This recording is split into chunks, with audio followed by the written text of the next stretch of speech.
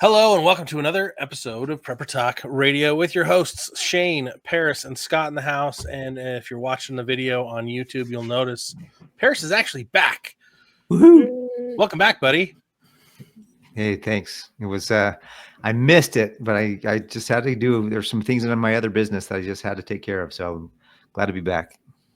We're glad to have you. It was funny because people thought you were in YouTube jail. Like it was literally pandemonium in the streets. Head to service time. Well, I edited the videos and I've listened, and I think you guys did some great episodes. I think Suzanne did a great job. In fact, we had a great comment recently, didn't we, on that episode with Suzanne? It was just a great. I kind of want to shout out people who give us reviews like that. You know, go to our Scott. This is your week to promote this thing, but I was thinking, if we give shout outs to people who give us 5-star reviews on the podcast platforms, I think that'd be a lot of fun to give them that opportunity to well, this one is Spencer on YouTube. I won't give you the full handle on him just because we don't know privacy, what they want, what they don't want. But he says, I've been listening to the podcast for a little over a year now. Prepper Talk Radio got me into the readiness stage in my life.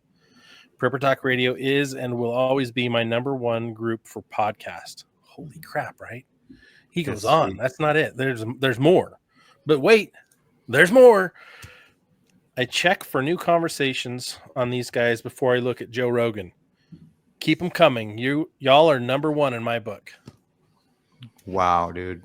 Yeah, very much appreciate it. Appreciate the kind words. Let's go. That's one of the best things we've heard. Thank you so much, Spencer.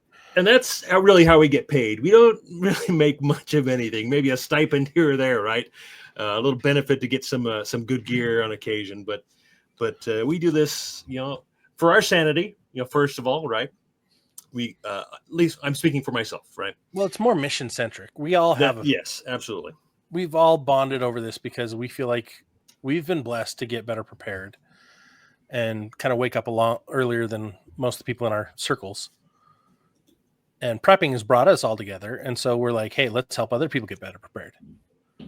And that's where it starts, right? That find people that it resonates and you want to get prepared with. And now that you guys are listening to us, get in our groups if you're not already in there. We got so many great comments from each and everybody in the group participating, different people at different levels. Some people are experts in different things. And so it's fantastic to be able to share all that. So go to Emergency Prep and Self-Reliance and join the group over on Facebook. Also, make sure you guys check out our sponsors, survivalfrog.com. I mean, tonight we're going to talk about nukes. We're going to blow this place up. So in preparatory endeavor, as you get yourself ready, you need to make sure you hop on over to our good friend survivalfrog.com. Use the code PrepperTalk10, the number 10, PrepperTalk10, and save 10% on everything you're buying over there. But here's the cool thing. They have IOSAT tablets, which we're going to talk a little bit about. But they also have these meters. What are they called, Shane? A dosimeter. Dosimeter. That sounds so cool when you say it. It records your exposure to gamma radiation in particular. We don't want you hulking out and turning into, Bruce Banner's alter ego, nor do we want you dying from radiation poisoning. So check out survivalfrog.com. Use the code PrepperTalk10. Now, tonight is the do's, don'ts, how to, and what not to do. We're going to give you what we've learned, but we'd love to hear what you've learned. So make sure you hit up the comments and join our group and let us know what you've learned on preparing for nuclear events. And there's different things you can think of when it comes to nuclear events. My thought process as we were preparing for this, as I was preparing for this, because we all prepare separately and then kind of meet up, discuss for a second, and then we're like, okay, throw it at the wall and see what spaghetti sticks, see if it's ready. I thought about, okay, fallout, meltdown events. I've thought about dirty bombs, and I've thought about nuclear war breaking out, which is, in my opinion, worst case scenario. What were you guys focusing on as you guys prepared? Well, one thing that came to my recollection, my memory is the warning that went out to the Hawaiian Islands. It's been a couple of years now. That was just a false. It went out accidentally. I mean, it was very suspicious, if you ask me. But there were people in the streets jumping into sewers and storm drains because it said something like missile's been launched and had 30 minutes or something like that. Expected, and of course I'm slaughtering it, but it was very scary for a lot of people. And so my thoughts on that are, okay, first of all, how are we going to know if a nuke has been launched our way or multiple? And who can we trust? Where do we get the first word? And can we really trust our government to, because if we can't trust them to give us a warning, or Hawaii in particular, to scare the crap out of them, are we actually going to get a valid warning at all? And so what kind of notice are we going to have? What kind of time are we going to have to prepare to get to a safe place? Very little, regardless of, well, I guess, yeah, regardless of what happens. Well, even thinking best intentions, right? If our government does send out a notification, if our emergency response system does send out a notification, how many of us still have our TV on or our radios running to be able to receive those communications? Right? They might use like an Amber Alert type of scenario. Yeah. And I think that's what happened with the Hawaiian event. Yeah, Hawaii went sent directly out to everyone's phones who had the emergency Amber event, Amber Alert. Yeah, type like system. how are we going to be notified if we are? And what will you do in that very moment? Are you going to panic? Where are you going to be? How far away? And what do you carry with you? Depends on where you are. Are you going to be of the type to bend over as far as you can, reach around and kiss that thing goodbye, right? Like, or are you going to have a chance? Yeah, it really depends on your proximity to where an event could happen. So, true that. Paris, what were your thoughts? Well, I was thinking about I don't know if you guys want to talk about this, because I found it's the map where you can like put how many kilotons, and then you hit find a city, and then hit detonate, and you'll see the radiation. We can share that on the screen here in a minute. nuclearsecrecy.com/nuke map. Yep. I don't know if you already have that queued up to share, but I was thinking, if you're going to live, all the movies that you watch where there's a nuke potential, and it's kind of like they look at and they say, well, we can't evacuate everybody, so let's not cause a panic. Let's just see if we can deflect the nuke. And then, of course, the hero saves the day and the nuke gets exploded off the coast instead of on the cityscape. But the reality is that those movies, I think, kind of share what their thought process is in the government to share the danger. It's like, if it's 100 kiloton nuke and it's headed for New York, you can't get everybody off the island fast enough. Like, there's just, you know what I mean? So to me, it's kind of like, if you want to prepare for a nuke, get to a place where that I would say the highest likelihood of where someone, if I was going to detonate a nuke and just take down the grid or take somebody out, where would I do that if I was in that situation? I'd do the big cities. So first of all, I would say, try not to live in a big city. And if you do, and that's your path, I just walk out and say, you know what, nuke, just right here, baby, just boom, because I just want to go fast, because I don't want to sit around and wait for any of that. You just want to be ash floating in the wind. Yeah, dude, just take me down, take me now. Like, there's no way. I'm not running. Just take me out.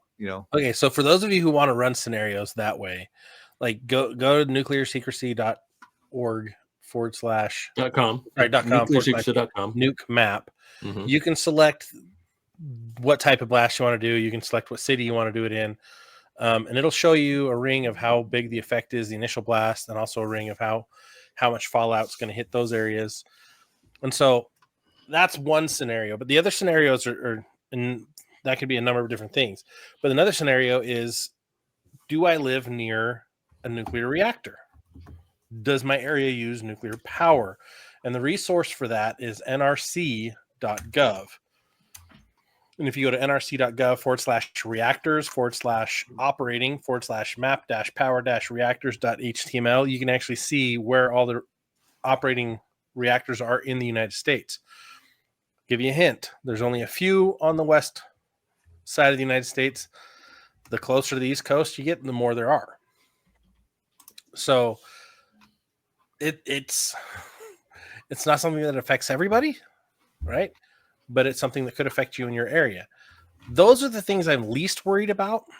because of the safety features that we have, I don't think we're ever going to experience a Chernobyl event in the United States because of the precautions. But just because I don't think it's likely doesn't mean it won't ever happen. Yeah. We had a tornado here in Utah this last year, and we never have tornadoes in Utah, right? That's what we always say.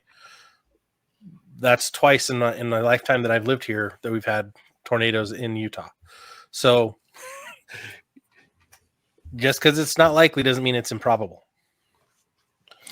Yeah, and for me, this is not a really big item on my preparedness list. I think it's important to prepare. And even from the day one for our very first show that we did, one of our first questions was about Fukushima and about the radiation that's in the atmosphere from that, and from all the nuclear facilities around the world and the testing and so forth that's actually collected in our atmosphere. So I think it's important to take supplements. I take iodine on a daily basis.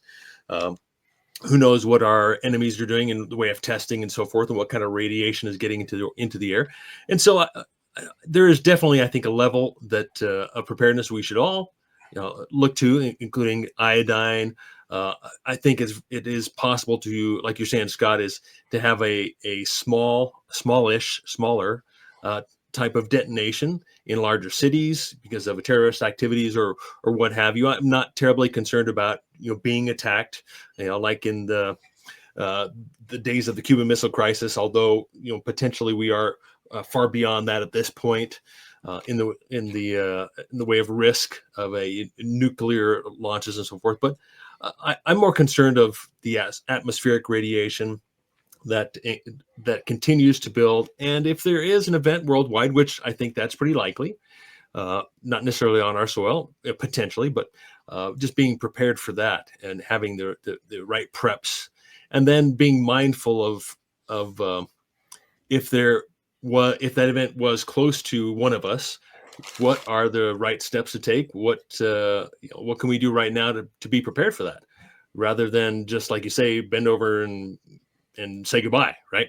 I'm trying to be correct there, but you know what I mean?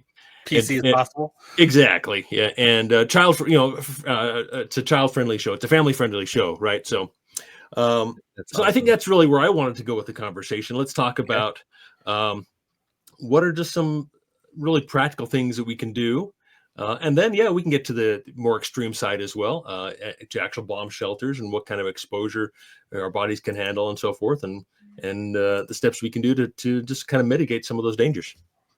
Absolutely. Realistic, being realistic. Mm-hmm. So first rule of we oftentimes will talk about the emergency rule of 3. Right, I can last a minute without air before I start suffering brain damage. I can last 3 hours without shelter in inclement weather before I start suffering and possibly die. Like, shelter is one of the top things before water, before food. Mm-hmm. And so a lot of times we think, I just need to get some shelter. Well, in a nuclear event, not all shelters are the same. A car is no longer a shelter. A tent is no longer a shelter. A fire is no longer a shelter. Shelter for a nuclear event, initial blast, and for radiation is much, much different than what we're used to living in and residing in. Right. The number one thing is they say get underground. Like, do you have a basement? If you have a basement, get in the basement. Mm-hmm. You're going to have debris and other problems up above you, but at least in the basement, you're going to have a chance.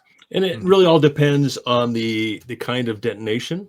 Yep. If it is an air detonation, or if it's a ground burst, where you're getting a lot of radioactive material being ejected, where you're actually going to have fallout, and of course, to what proximity. If you're talking about fallout, then a vehicle may be actually will be a decent shelter, because you don't want that debris on you. You just got to keep it off of you.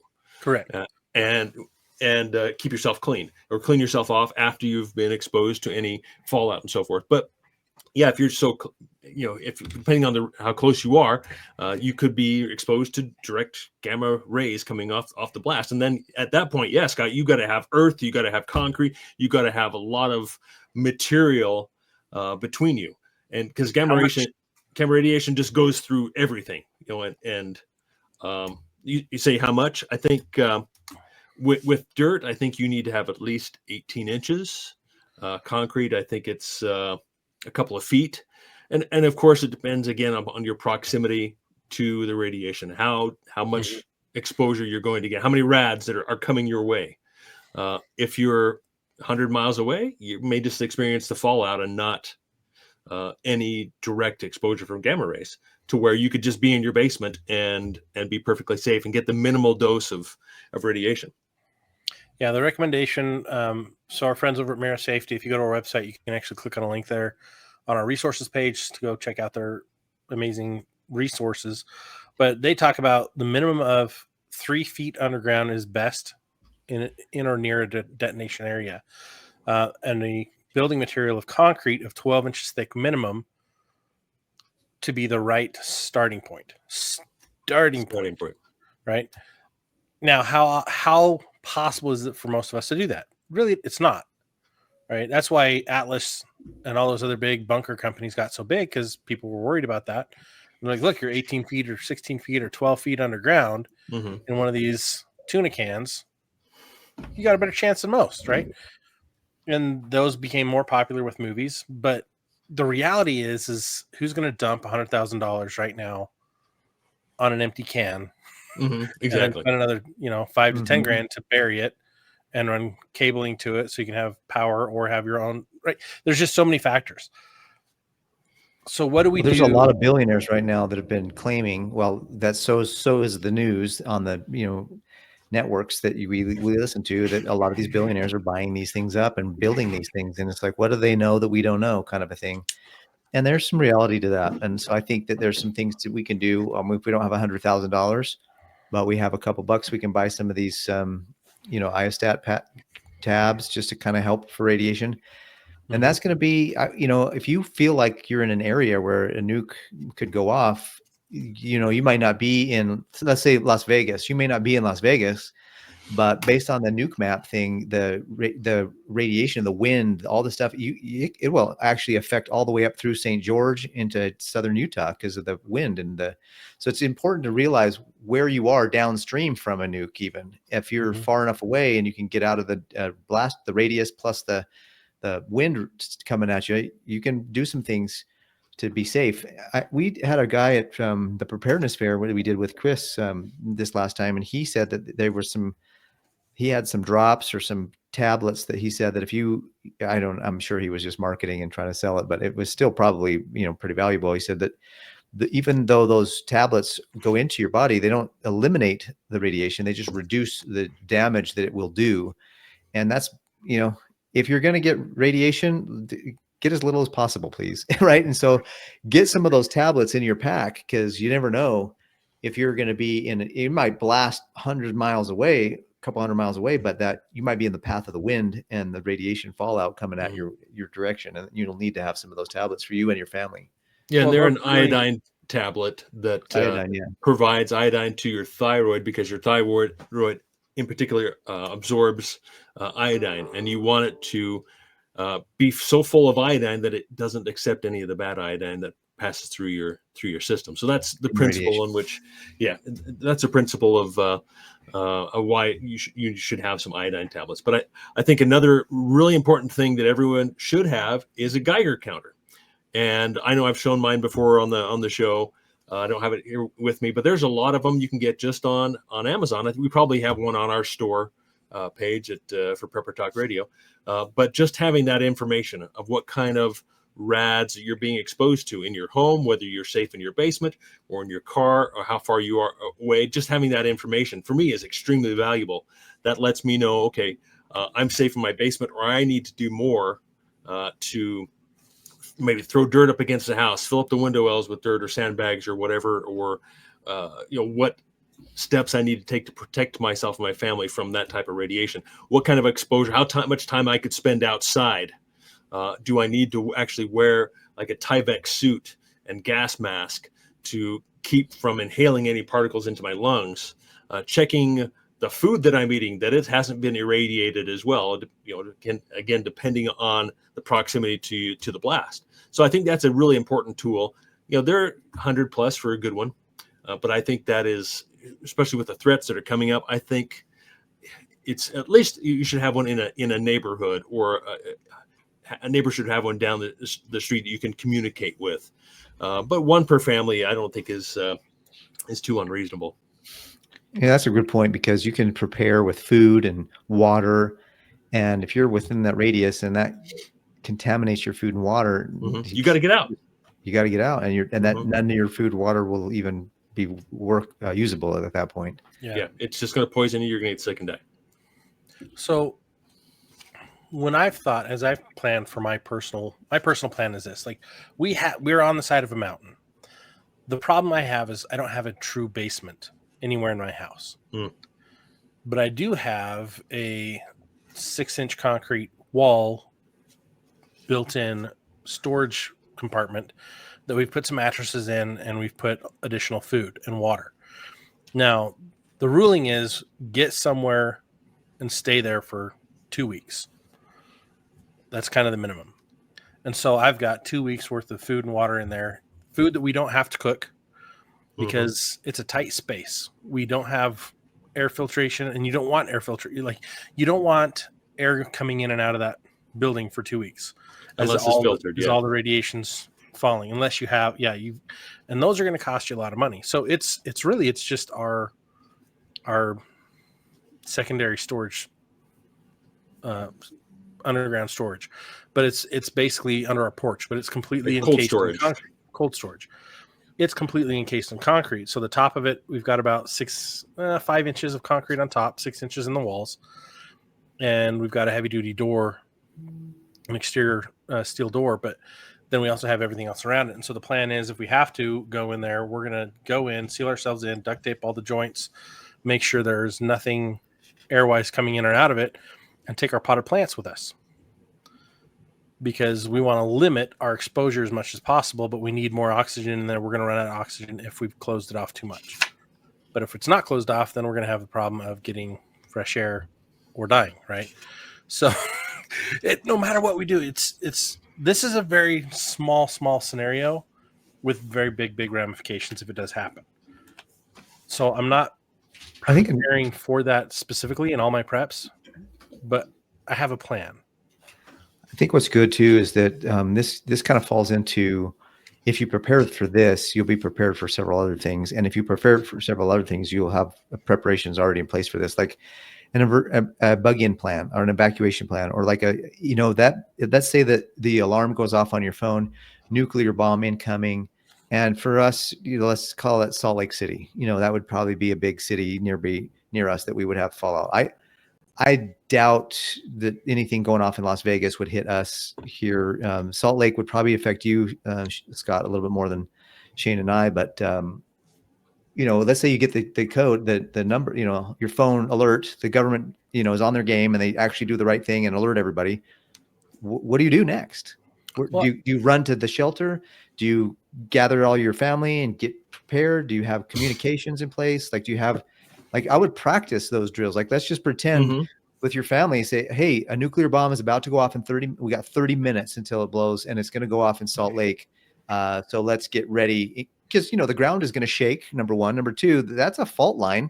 So maybe another thing, that a nuclear bomb goes off on ground level, it's probably going to have enough, depending on how many kilotons it may have enough to trigger an earthquake. So you may not even get the nuclear blast, but you got the downstream of that, fault line that's right along the Wasatch Front for us here in Utah. And so I would say, think about that wherever you live. Think about, okay, if a nuclear bomb went off, 100 miles north of me, is the fallout going to come south, or wherever direction you are from where it is? And then what is the ramifications to the geological ramifications of that? Because I'm sure a 200 kiloton warhead popping off in Salt Lake is going to have the Wasatch Front fault lines, going off too. I don't know. I'm not a geologist. I guess I can't really speak to that because I'm not a geologist. But in my bro science mind, it feels like a nuclear bomb would cause that to have some domino effect reaction. Yeah, absolutely. I think so. So I look at it this way, okay, something could happen in Salt Lake City, but what's the probability? It's very, very small. The only reason there would be something happening, why Salt Lake City would get targeted, is if there were like a summit, an Olympics. Oh, hey, 2030 or 2034, right? What do you know? So or maybe summit, the Olympics, the headquarters of president a meeting. major worldwide organization, UN, something or another. I don't know. You know what I mean? I just throwing it out. They want to knock out the Mormons. They would have to come here to do that, right? Right. But then, okay, those are all less likely scenarios because Salt Lake's really kind of a lame place to nuke. What's the value? Now they have to fight to get into Salt Lake so they can then fortify it and make that a base eventually, or utilize the resources here eventually, right? Well, the military bases are going to be the primary target. Exactly. So then we look at what's around us. We've got Hill Air Force Base north of me. Mm-hmm. You guys well away, far enough away that you'll have some radiation fallout, probably, but you won't have any blast effects that far down. You've got 2 mountain ranges that are blocking you. But then you look at, okay, what else do we have? We have the munitions depot in Tooele. We have the NSA, National Guard and NSA down by you guys. Camp Williams, Dugway. Right. But then also look at, okay, what are our major grid connection areas in the state? I don't know. That's a good question. Can completely tear those things apart. And so you have to look at what other factors are there. Those are the first wave of things that I look at. I'm like, okay, what are the areas of danger near me that could get a nuke attack? And what kind of fallout would result from those things? And that's why I use nuclearsecrecy.com/nukemac. That's one way to play with things. The other one is to look at, okay, do I have any nuclear power plants with anything around me, right? And as we're going to be moving, hopefully in spring or fall, but the places I'm looking at are all in the wind patterns of a power system, nuclear power generator. So I'm like, okay, great. When we get our place out and where we're going, we're going to have to take that into consideration and build accordingly or do whatever we need to do. But everyone that's listening, you've got to kind of look at your scenario and say, okay, what could happen here? And what can I add to my preps or add to my skill set that will give me the best advantage to survive? Mm-hmm. Yeah, absolutely. And I think here's some of the things that I've done that we are prepared with. We have lots of duct tape and plastic to cover the windows and doors. So we have an older home, so it does leak a lot of air. It's not really that tight. So I'm definitely concerned about keeping that out. So taping the door seams, taping over the windows with plastic and closing those off. I'm concerned about having to go outside. So I've got some Tyvek suits with gloves, booties, and I do have a full face mask respirator. I do need to order the NBC or a CBRN filters for my gas mask. So that's one thing I do not have, and I'm putting on my list because they're more expensive. And for me, this is not a big concern, although it is more now than it was previously. So those are the things: plastic, tape, gas mask, having some kind of a throwaway suit like a Tyvek suit, or even some old clothes or something that you're going to throw away or that you can wash, decontaminate. Just keeping that radiation off you, and outside of you, so you don't want to breathe it in. So I think after the blast, having direct exposure to outside is not going to get you sick unless you are in contact with that radioactive material, right? So it's not 100%. It may not be exactly like in the movies where you go outside, you're irradiated, and they get a radiation poisoning, and you end up dying a couple of weeks later. If you're close enough, yes. When the blast goes off, you're going to lose your hair and so forth. But if you are able to take shelter quick enough and stay out and keep yourself clean and decontaminated, most likely you're going to be fine. But you have to be prepared. You've got to be able to be prepared to stay inside and have water as well. That's a big part as well, as having the water in your home to not have to leave and go out and get it and risk getting exposed outside. That's one of those times it's like, okay, we're not showering for 2 weeks. Exactly. Yep. We're not worrying about hygiene so much for 2 weeks. Make sure you've got at least a gallon a day per person in your shelter. Mm-hmm. That for 2 weeks, it's not going to take up a whole lot of space. Mm-mm. Right. But you'll need it. But again, I like that duct tape, lots of plastic, 7 mil or thicker plastic. We actually have, like in our case, if something happens, we're going to seal off a portion of the house to use, and that's the place we're going to be. We've got the cold storage, but then the room around the cold storage, seal off all the rooms. Now, interesting, with the last 2 hurricanes, especially as the one that hit, not Helene, but the one that hit Utah, Florida. Thank you. I saw Flex Seal spray on the windows, and it kept all the water and the air out. Yep. And I thought, wow, that's pretty brilliant. They'd hit it with foam, and then they hit, once that dried, they hit it with Flex Seal. And I'm like, and that I'm made it getting watertight. more of those. So another thing, if you don't want to use duct tape, Flex Seal, another good option to seal those spray foam. Yeah, spray foam and Flex Seal. So get creative, find out what works in your budget, and create a room that will be okay to be in. But it goes then back to, okay, now I got to stay in here for 2 weeks.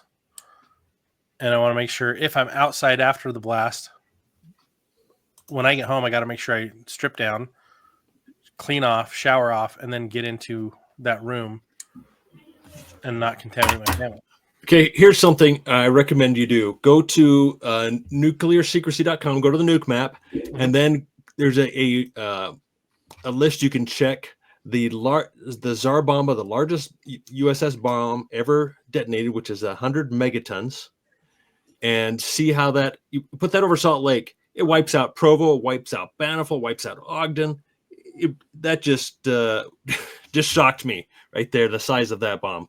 Because you look at like the Minuteman, which is 1 megaton compared to 100 megaton. Wow, that's a little scary right there. If that were to hit any of our military bases, that's the biggest one that's ever been created. That's the biggest one that's ever been actually detonated. The Tsar Bomba 100. Holy actually, cow. that is designed. Okay, it does say designed, 100 megaton designed. Tested is 50 megatons, so about half that. But the actual design, the largest bomb designed, is 100 megatons. That's crazy. That is crazy. But again, I'm not really worried about that.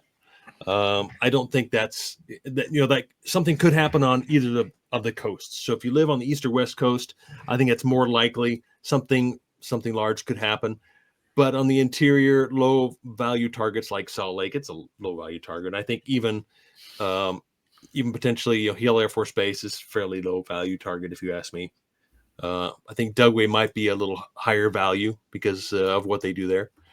But get to know what's in your area. The NSA building would be a higher value target than probably that's those. True, and that's very close to me as well.